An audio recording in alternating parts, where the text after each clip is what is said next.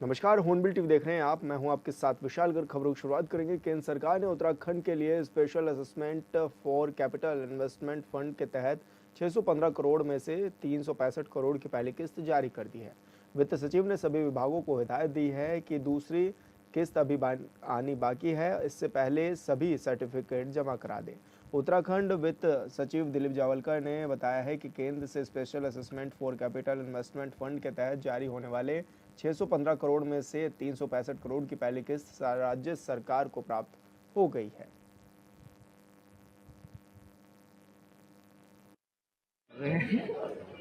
देखिए, मुख्यतः जो है राज्य सरकार का, भारत सरकार का मुख्य फ़ोकस हमेशा यही रहता है कि हम लोग कैपिटल की जो स्कीम्स है, जिसमें हम लोगों का इंफ्रास्ट्रक्चर बनता है और जिसमें हम लोगों को जो लोगों को फिज़िकली सुख-सुविधा जो देते हैं, जैसे बिजली है, पानी है, हम लोगों की इलेक्ट्रिसिटी है और बहुत सारी इस तरीके की जो अवस्थापना की सुविधाओं का विकास हम लोग कैपिटल के फंड से करते रहते हैं।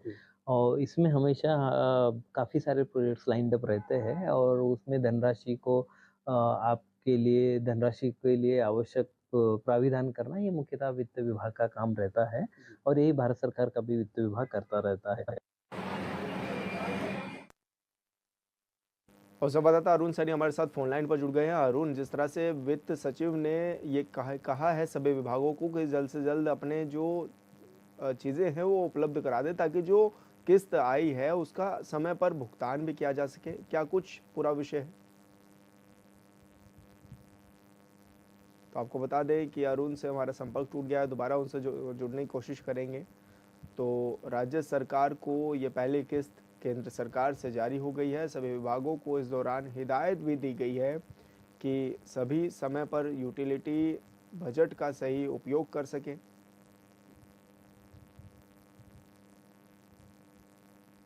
और इस दौरान वित्त सचिव ने भी सभी विभागों को हिदायत दी है कि समय पर बजट जो है वो खर्च किया जाए।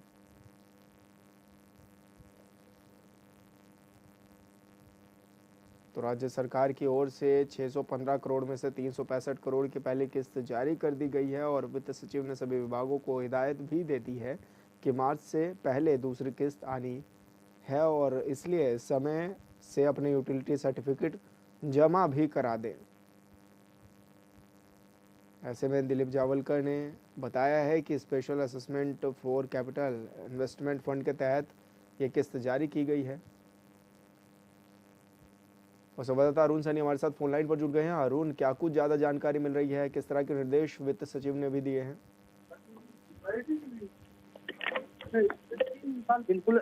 देखिए, जो स्पेशल असेसमेंट का फंड है उसकी पहली किस्त जारी केंद्र सरकार की तरफ जो है केंद्र से की जा चुकी है और उसमें करीब 315 करोड़ की जो पहली किस्त है वो जारी हो चुकी है, जिसको लेकर अब जो विकास के कार्य हैं उत्तराखंड में सभी विभागों में जो विकास के कार्य होने हैं उन पर वो खर्च किया जाएगा, जिसको लेकर वित्त सचिव ने सभी विभागों को निर्देश भी किया है और उन्होंने कहा कि जल्द से जल्द जो है इस राशि को खत्म किया जाए और इसका जो पुनः इसे धरातल पर उतारा जाए और जो विकास कार्य होने हैं वो विकास कार्यों में और तेज गति जो है आए। और जिसके लिए क्योंकि ये जिस तरीके से केंद्र सरकार से कुछ राज्यों के द्वारा मांगा गया था कि स्पेशल असेसमेंट का, क्योंकि कुछ राज्य जहाँ पर विषम भौगोलिक परिस्थिति वाला प्रदेश होता है, तो ऐसे में इसको लेकर जो किस्त जारी हुई है अब आगे उस पर किस तरीके से कार्य होता है, जो फंड है उसे धरातल पर किस तरीके से उतारा जाता है, ये भी आगे देखने वाली बात है। अरुण, क्योंकि 365 करोड़ तो जारी हो गए हैं, अब आने वाले समय में कितना और पैसा आना बाकी है उत्तराखंड के लिए? जी सर, बिल्कुल। देखिए, पहली किस्त जो है वो जारी हो चुकी है और अभी इसमें कुल मिलाकर के देखा जाए तो करीब 600 करोड़ से अधिक का जो है फंड पूरा आना है। तो ऐसे में पहली किस्त अभी जारी हुई है और इसके बाद जो अभी बचे हुई फंड है वो भी जल्दी से केंद्र सरकार की तरफ से जो है वो जारी किया जा सकता है। बिल्कुल अरुण, बहुत बहुत शुक्रिया आपका तमाम जानकारी साझा करने के लिए। बीजेपी इन दिनों लगातार राहुल गांधी पर हमलावर है। आरोप इस दौरान लगाए जा रहे हैं और राजनीति भी अब जोर पकड़ती हुई नजर आ रही है। तो वहीं कांग्रेस प्रदेश अध्यक्ष करण मारा का कहना है कि हमारे नेता राहुल गांधी अब इन सब चीजों से ऊपर उठ चुके हैं। राहुल गांधी के सिख समुदाय पर दिए बयान और आरक्षण पर दिए बयानों को बीजेपी ने तोड़ मरोड़ कर पेश किया है, लेकिन समय में सोचने में सच में सामने आ जाता है और भले ही कितनी भी कोशिश की जाए लेकिन छुपाए कुछ नहीं छिपता है।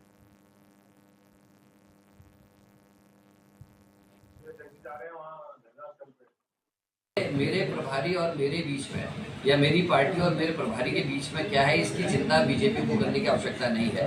वो प्रभारी से घबराए हुए हैं, वो कांग्रेस से घबराए हुए हैं, क्योंकि प्रभारी क्या रहते हुए ही हमने 2 बाई इलेक्शन इनकी सरकार रहते हुए इनको हराने का काम किया है। इसलिए प्रभारी और मुझ पर आक्रमण करना तो स्वाभाविक बनता है। प्रदेश सरकार ने अंत्योदय योजना में वृद्धि कर इस योजना को 2027 तक बढ़ाने का फैसला लिया है।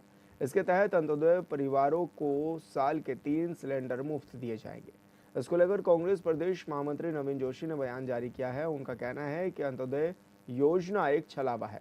सिलेंडर के दाम 1100 के पार पहुंच गए हैं और गरीब मजदूर की रोजाना की आय केवल 600 रुपये है। उन्होंने कहा है कि कांग्रेस सरकार के समय सिलेंडर के दाम 400 रुपये थे। सरकार को दामों में कटौती करनी चाहिए।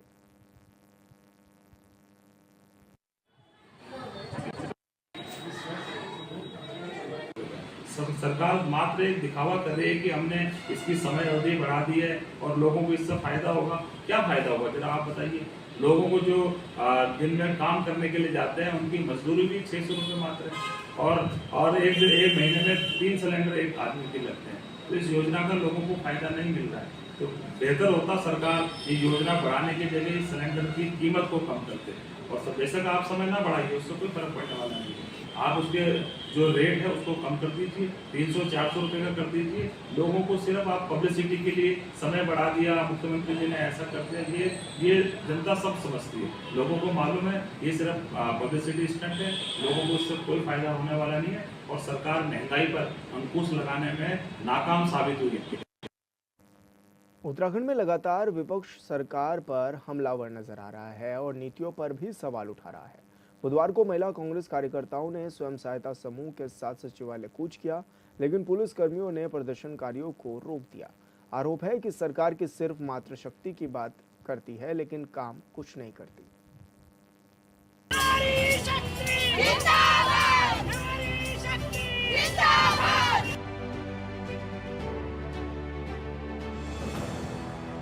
उत्तराखंड में बीजेपी की डबल इंजन वाली सरकार है और सरकार अक्सर यह कहती है कि बीजेपी की सरकार मातृशक्ति यानी महिलाओं के उत्थान के लिए काम कर रही है। दावों के बीच प्रदेश की राजधानी देहरादून में स्वयं सहायता समूह के साथ महिला कांग्रेस कार्यकर्ताओं ने सचिवालय कूच किया।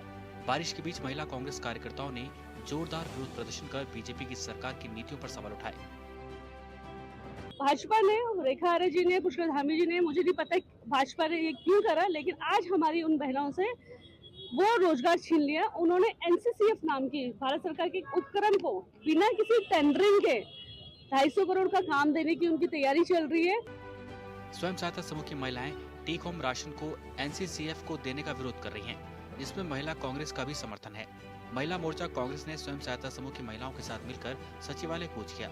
कांग्रेस महिला मोर्चा के प्रदेश अध्यक्ष ज्योति रौतेला ने कहा कि सरकार 2014 में मुख्यमंत्री हरीश रावत की कांग्रेस सरकार में 6 माह से 3 साल तक के बच्चों और गर्भवती महिलाओं के लिए टेक होम राशन की सुविधा शुरू की थी, जिसमें स्वयं सहायता समूह की महिलाएं सामान उपलब्ध करा दी थी। लेकिन बीजेपी की सरकार ने महिलाओं से काम छीनकर एनसीसीएफ को सौंप दिया। देखिए, हम आज महिला सशक्तिकरण और बाल विकास मंत्रालय के खिलाफ सचिवालय में कूच कर रहे हैं।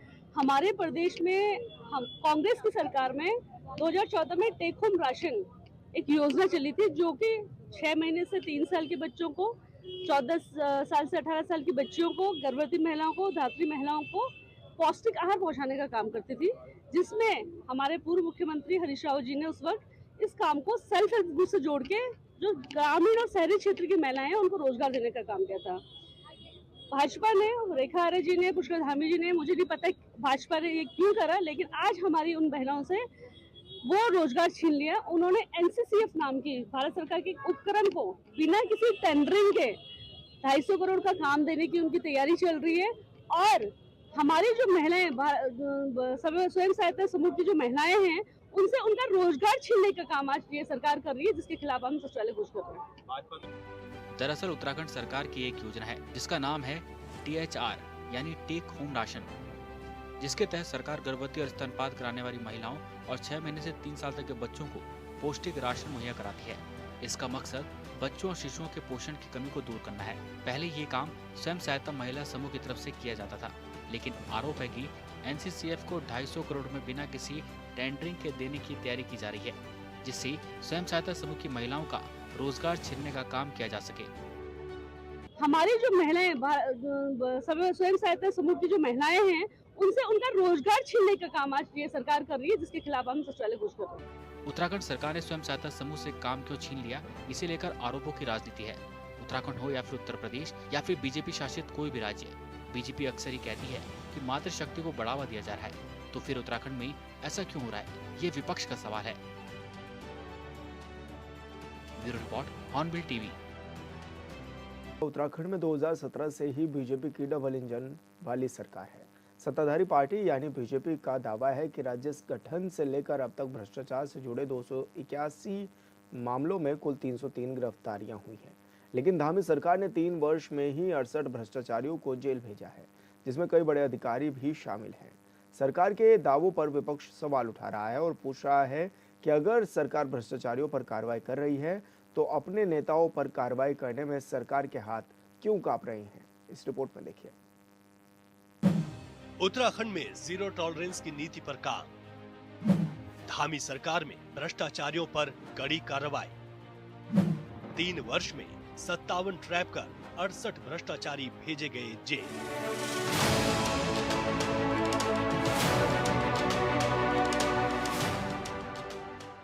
उत्तराखंड में बीजेपी की डबल इंजन वाली सरकार है और सरकार के मुखिया पुष्कर सिंह धामी जीरो टॉलरेंस की नीति पर काम कर रहे हैं।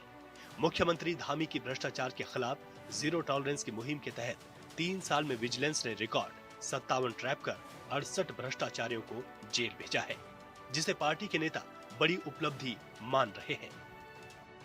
देखिए 106 नंबर में बहुत सारे लोगों ने प्रदेश के अपनी शिकायतें दर्ज कराई और अभी 2 दिन पहले ही सारे आंकड़ों को मुख्यमंत्री कार्यालय से बताया भी गया और लोगों की समस्याओं का निस्तारण भी हुआ है और जिन अधिकारी कर्मचारियों ने हिला हवाली की उन पर कार्रवाई हुई।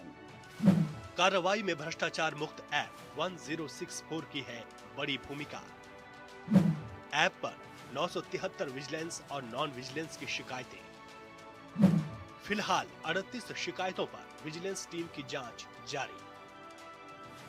उत्तराखंड सरकार और पार्टी के नेताओं का दावा है कि भ्रष्टाचारियों पर लगातार कार्रवाई ने भ्रष्टाचार मुक्त ऐप 1064 की लॉन्चिंग के बाद तेजी पकड़ी है। ऐप पर अब तक करीब 973 विजिलेंस और नॉन विजिलेंस की शिकायतें दर्ज हुई हैं। इनमें से भ्रष्टाचार से जुड़ी 38 शिकायतों पर विजिलेंस जांच चल रही है, जबकि गैर सतर्कता से जुड़ी शिकायतें संबंधित विभागों को भेजी गई हैं। चाहे वो 106 की बात हो या अन्य शिकायतों की, जब जब भारतीय जनता पार्टी की सरकार को, पुष्कर सिंह धामी जी को, माननीय मुख्यमंत्री जी को सूचना हुई, किसी ने शिकायत की, उस पर कार्रवाई हुई और दोषियों पर सख्त से सख्त कार्रवाई करते हुए उन्हें जेल की सलाखों के पीछे डाला। 23 वर्ष में 281 ट्रैप में कुल 303 आरोपी गिरफ्तार। सिर्फ 3 वर्ष 57 ट्रैप कर 68 भ्रष्टाचारियों को जेल। कर्मचारी से लेकर अधिकारी तक भेजे गए हैं जेल। उत्तराखंड राज्य गठन के 24 वर्ष को है। आंकड़ों के मुताबिक उत्तराखंड में जहां भ्रष्टाचार से जुड़े 281 ट्रैप में कुल 303 आरोपी गिरफ्तार हुए हैं, वहीं धामी सरकार के 3 साल के कार्यकाल में रिकॉर्ड 57 ट्रैप कर विजिलेंस ने 68 भ्रष्टाचारियों को सलाखों के पीछे भेजा। विजिलेंस की इस कार्रवाई में 13 से ज्यादा सरकारी कर्मचारी और बड़े अधिकारी भी शामिल हैं, यानी छोटे से लेकर बड़े अधिकारियों पर भी कार्रवाई की गई है। भारतीय जनता पार्टी की सरकार उत्तराखंड के अंदर एक बेहतर सरकार हो, सुचितापूर्ण सरकार हो, उस पर काम करती है। निश्चित रूप से उत्तराखंड के विकास के लिए जो हमने कहा है कि 2025 तक उत्तराखंड अग्रणी राज्यों में शामिल होगा, माननीय धामी जी उस पर काम कर रहे हैं। हमारी सरकार काम कर रही है। डबल इंजन की सरकार उत्तराखंड के विकास के लिए, उत्तराखंड को संवारने के लिए बहुत तेजी से और बेहतर ढंग से 1064 पर जनता भ्रष्टाचार की कर रही शिकायत। जनता के लिए भी मददगार साबित हो रहा 1064। व्हाट्सएप नंबर 9456592300 पर भी दें सूचना। लोग कर रहे रिश्वतखोरों, कामचोरों की शिकायत। उत्तराखंड सरकार के निर्देश पर विजिलेंस ने भी 1064 ऐप के प्रचार पर जोर दिया। सरकारी दफ्तरों से लेकर सोशल मीडिया तक 1064 पर भ्रष्टाचार की शिकायत करने के लिए लोग जागरूक हो रहे हैं। अब यह ऐप न केवल विजिलेंस बल्कि आम नागरिकों के लिए भी मददगार साबित हो रहा है। इस ऐप के जरिए प्रदेश की जनता बेझिझक रिश्वतखोरों, कामचोरों और बेवजह काम लटकाने वालों को सबक सिखा रही है। देखिए, ये जिस प्रकार से दावा कर रहे हैं कि 1064 एक्ट के माध्यम से हमने भ्रष्टाचारियों को जेल भेजा है, मुझे नहीं लगता इन्होंने कोई इसमें कार्रवाई करी है। आप जीरो टॉलरेंस की बात कर रहे हैं, विजिलेंस कोर्ट ने आपके मंत्री को उसके खिलाफ मुकदमा चलाने की आपसे अनुमति मांगी है। ना आपने उनको अभी तक भ्रष्टाचार के आरोप में आपने उनको निलंबित किया, ना आपने उनसे इस्तीफा मांगा, ना आपने उनको कोई अनुमति दी है। और आपके देहरादून के जो मेयर थे गामा जी, उनके खिलाफ भी आय से अधिक संपत्ति का मामला लगा था, आपने उस पर भी कोई कार्रवाई नहीं करी। ये सिर्फ लोगों को दिखाने के लिए इस प्रकार के ये आंकड़े दिखा रहे हैं, हकीकत इससे बहुत दूर है। पहले विजिलेंस के पास जाने से डरते थे लोग।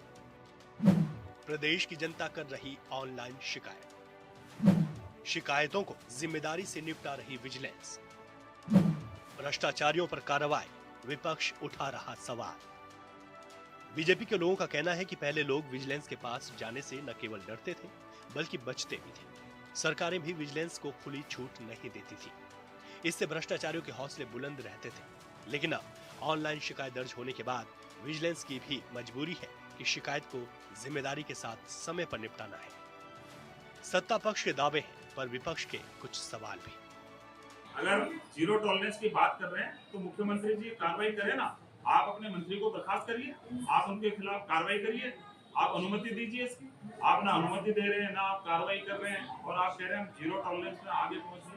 ये सिर्फ लोगों को दिखावा है। जीरो टॉलरेंस के मामले में भारतीय जनता पार्टी सरकार एक भ्रष्टाचार के आखड़ में डूबी हुई है और इनको सिर्फ जुमलेबाजी करनी है और प्रदेश के और देश के विकास से इनका कोई लेना नहीं। जीरो टॉलरेंस की नीति पर हो रही सख्त कार्रवाई। किसी भी सूरत में नहीं बख्शे जाएंगे भ्रष्टाचारी। भ्रष्टाचार करेंगे तो गिरफ्तारी और जेल तय। जीरो टॉलरेंस की नीति पर विपक्ष सवाल उठा रहा है तो इधर सरकार के मुखिया कहते हैं कि सरकार जीरो टॉलरेंस की नीति पर सख्त कार्रवाई के साथ कार्य कर रही है। भ्रष्टाचारी छोटा हो या बड़ा, सभी की जगह जेल में है। देवभूमि में भ्रष्टाचारियों को किसी भी सूरत में बख्शा नहीं जाएगा। इसके लिए सरकार ने विजिलेंस को पहले से ज्यादा संसाधन युक्त बनाकर भ्रष्टाचारियों पर कड़ी कार्रवाई के निर्देश दिए हैं। भ्रष्टाचारियों पर कार्रवाई। साल 2022 ट्रैप 14, गिरफ्तारी 15। साल 2023 ट्रैप 18, गिरफ्तारी 20। साल 2024 ट्रैप 23, गिरफ्तारी 30। Bureau report, hornbill TV.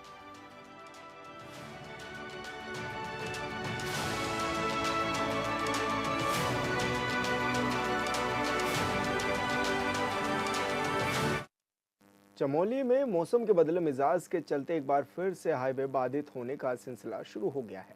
आज सुबह बद्रीनाथ राष्ट्रीय राजमार्ग कई जगह बाधित हो गया था। ऐसे में तीर्थ यात्रियों के वाहन जगह जगह खड़े हुए नजर आए। हालांकि चटवा, पीपल, कमडा और छिनका सहित कुछ जगहों पर एनएच ने मलबा हटाकर यातायात को सुचारू कराया है, लेकिन नंदप्रयाग स्लाइड पॉइंट पर हाईवे खुलने में कुछ समय लगने लगा। तभी नंदप्रयाग के दूसरे छोर पर खड़े गुजराती श्रद्धालुओं ने लोक नृत्य करना शुरू कर दिया।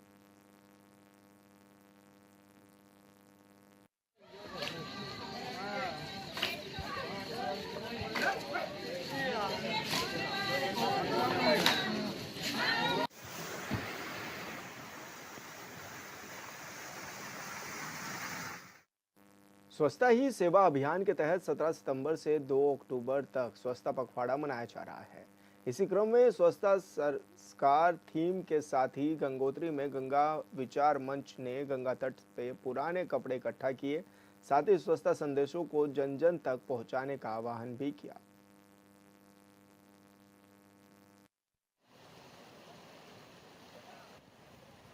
सघन स्वच्छता अभियान चला रहे हैं और स्वच्छता ही सेवा ये पखवाड़ा है जो प्रधानमंत्री जी ने इसका नाम दिया है कि स्वभाव में स्वच्छता और संस्कार में स्वच्छता, ये जब तक अपने जीवन में नहीं उतारेंगे तो न माँ गंगा जी स्वच्छ होगी, ना ये धरती माँ स्वच्छ होगी। तो इसी के तहत आज हम लोग गंगोत्री धाम में हैं। माँ गंगा के तट पे बहुत सारे लोग अपने पुराने नए वस्त्र बहा देते हैं, छोड़ देते हैं, माँ गंगा जी को नए वस्त्र अर्पित करते हैं। तो उनको हम लोगों ने वन विभाग के साथ, गंगोत्री नेशनल पार्क के साथ, नगर पंचायत गंगोत्री के साथ, उनके अधिकारियों के साथ, कर्मचारियों के साथ आज हम लोगों ने पहले वृक्षारोपण किया और फिर माँ गंगा जी के तट पे स्वच्छता अभियान चलाया है। और इसी तरह की जन जागरूकता, क्योंकि खुद प्रधानमंत्री जी कहते हैं कि स्वच्छता किसी सरकारी माध्यमों से या सरकारी तंत्र से या सरकारी विभागों से संभव नहीं है, ये जन जागरूकता के माध्यम से ही संभव हो पाएगी। इसलिए हर आदमी को इसमें जुड़ना पड़ेगा। उत्तराखंड पहुंचे उत्तराखंड पुलिस महानिदेशक अभिनव कुमार ने मां नैना देवी मंदिर में पूजा अर्चना की। डीजीपी अभिनव कुमार ने पत्रकारों से बातचीत करते हुए कहा है कि कुमाऊं और अपराध और कानून व्यवस्था के साथ ही पुलिस वेलफेयर के लिए किए जा रहे कार्यों की समीक्षा बैठक भी की गई है। उन्होंने कहा है कि प्राचीन काल से ही धार्मिक और पर्यटन के लिए कुमाऊं एक महत्वपूर्ण क्षेत्र है और जल्द ही पुलिस व्यवस्था से संबंधित चुनौतियों पर विचार विमर्श कर समस्याओं को दूर करने की कोशिश की जाएगी।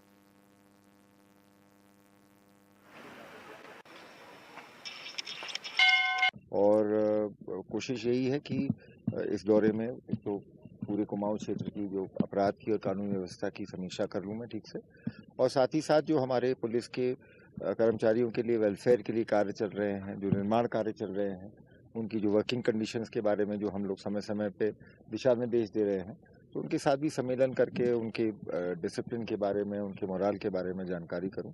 और कुमाऊं क्षेत्र हमारा मतलब टूरिज्म के लिहाज से और मतलब प्राचीन हमारे कुमाऊं धार्मिक पर्यटन के लिहाज से भी बड़ा इम्पोर्टेंट क्षेत्र है। और इस दौरे के माध्यम से हमारी कोशिश रहेगी कि जो यहाँ की पुलिस व्यवस्था संबंधित जो भी चुनौतियां हैं उनको ठीक से समझ के और उनको जल्द से जल्द हम दूर करने का प्रयास करें। और फिलहाल इस बुलेटिन में इतना ही। आप देखते रहिए हॉर्नबिल टीवी। नमस्कार।